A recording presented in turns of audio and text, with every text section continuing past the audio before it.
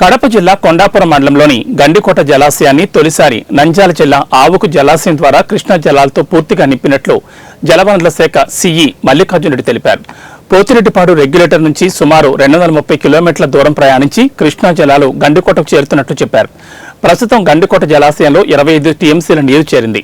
ఇప్పటి వరకు అన్ని జలాశయాలకు కలిపి కృష్ణా జలాలు తొలిసారిగా 34 టీఎంసీలు వచ్చినట్లు అధికారులు తెలిపారు. మైలవరం జలాశయానికి 3000 క్యూసెక్కులు విడుదల చేయనున్నారు.